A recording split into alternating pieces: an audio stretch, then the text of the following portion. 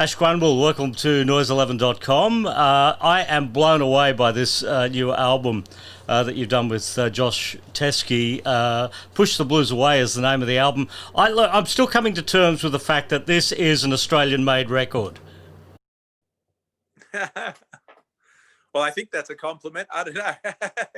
It's absolutely a compliment because, when we think about blues music, we talk about traditional blues music from maybe the Mississippi or out of the United States. Australian blues is something, I guess, that has had to develop over time. And in listening to what you've actually created on this record, we're there. Yeah, well, I mean, blues is something really delta-y blues. Bluesy blues it has been a part of my music for a very long time. My first album that I recorded in 2001 was very bluesy. And then I, got swept up in the roots movement and I started infusing it with a few other elements. But I love traditional raw kind of blues. And then Josh is very influenced in the blues way by Australian blues. Like when he was a little kid, he used to go to the St Andrews. He used to busk at the St Andrews market. We only found this out after I only found out after I recorded the album with him and I did a podcast with him that he used to come see me over the road on a Saturday afternoon playing in the St Andrews pub, and he was busking over the road at the markets. And then he saw other great Melbourne blues players like Chris Wilson and Jeff Atchison and many others. So he's kind of credits Australian artists for giving him the blues influence. And I must say also Chris Wilson and Collard Greens and Gravy out of Melbourne were very big influences on me as well. I'm sort of like a generation in between those guys and Josh. In fact, for me, there's a lineage I could even see. There's Chris Wilson, then it goes to, there's others, probably Chain going furthest back then. And I'm missing out a couple here, I'm sure. But, Chris Wilson and Ian Collard, and then myself in the middle, and then Josh. So for me to be a part of that link is really special because obviously you can hear Josh's vocals on there. That guy is he's a national treasure. So, I'm just really stoked to have this album out. It's interesting, isn't it, when you talk about the lineage there, and I think you pretty much nailed it with the way you've described it there. But, we can go back to AC/DC were influenced by blues. The Beatles were influenced by blues. The Rolling Stones are a blues-based band. And the sort of acts that were influencing AC/DC, Rolling Stones, that dates back to the 30s, the 40s, the 50s. And I guess that's where your influences also date back to as well. Yeah, well, I like to sometimes cut out the middleman. When you get into a genre, like, when I was young, I got into blues. It's like I have a great appreciation for the things that came in between, like Rolling Stones, and then on the blues rock side, Stevie Ray Vaughan and Hendrix. I love those guys, and Buddy Guy, and a whole lot of those kind of guys. But sometimes it's good to go back to Robert Johnson, Son House, Booker White, even Howlin' Wolf, where it's in its purest form. It's like, getting something before it gets watered down, and there's something really good about that real purity. Like, I think, and that's why we wanted to make an album like this, because we're in these times now where it's hard to know what the truth is, social media, a whole lot of crazy stuff. To have some purity, something really simple, something unadorned, something that's just from the heart. I think now's the time for that kind of thing. So kind of acousticy bluesy stuff is the genuine article. So, that's one of the songs on the album, Something with Feel. That I wrote that about that kind of concept. What's the old line? Three chords and the truth. Is that the description of the blues? That sounds like a description of folk to me. Blues is often one chord and the truth. Sometimes in blues, even the lyrics aren't that important. There's a feeling that comes with it. And, when you play it,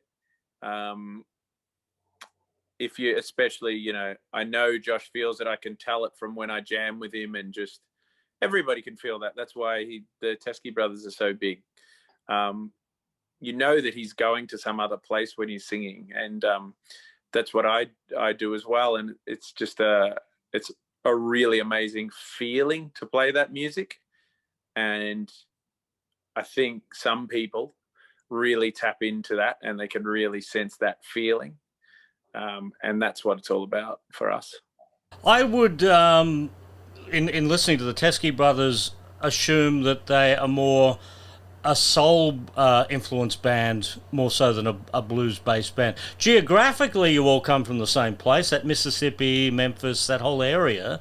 But I put them more towards the soul and you more towards the blues. Is that why this record works so well? Because you've got that brilliant blend of different influences?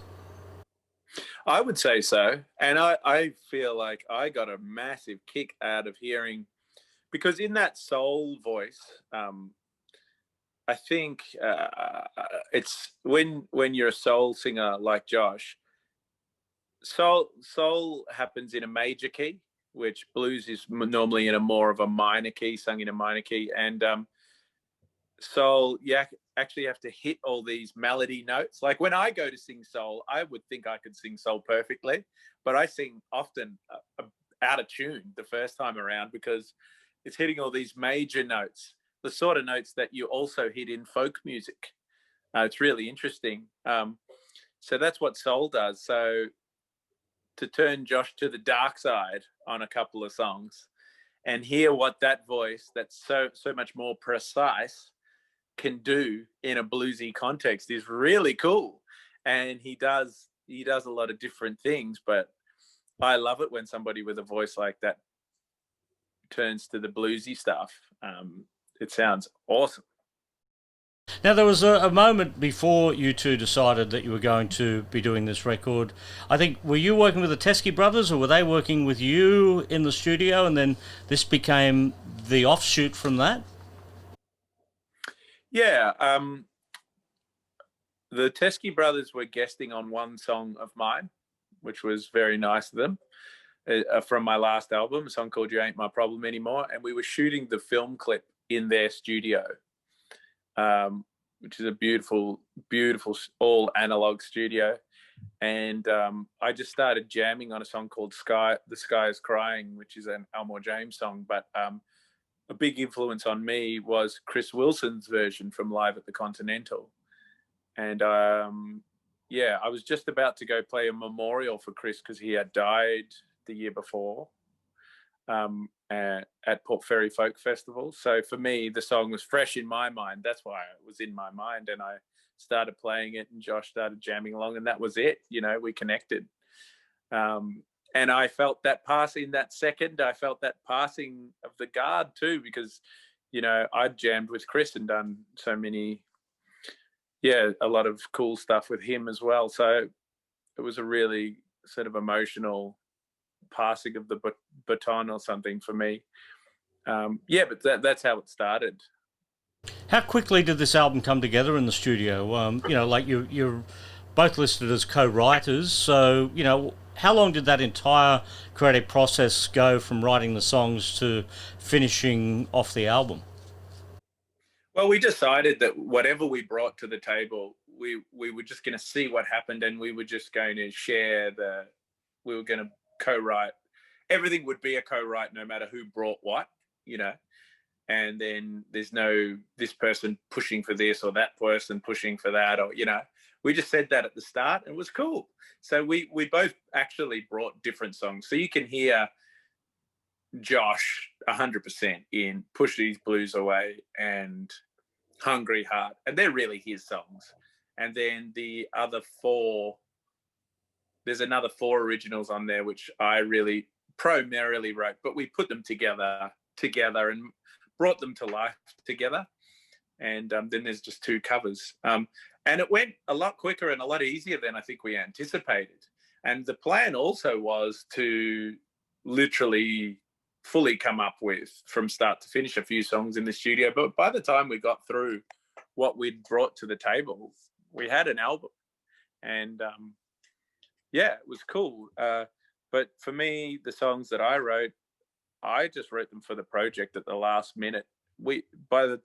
Between the time that we decided to record an album and the time we recorded was very short. I mean, if it was a month, it seems like it was shorter than a month. And then I was living in Bali. I went back there, and then I went touring in Australia again, then came back. So it's like I didn't have time to scratch myself, and there I was back in there. But I just wrote these songs really quickly for it because it was inspiring to think that Josh is going to be singing them. And it's just so easy. It was all easy. Of course, the name Ash Grunwald is this big on the album cover, and the name Josh Teskey is this big on the album cover, but the name Sam Teskey is about this big on the album cover, but he's had an equally important part on the creation of this record, hasn't he? Well, yeah. I mean, he was producing it. A producer's name is usually small on the on an album cover, but yeah, Sam was a part of it from start to finish. He's very talented.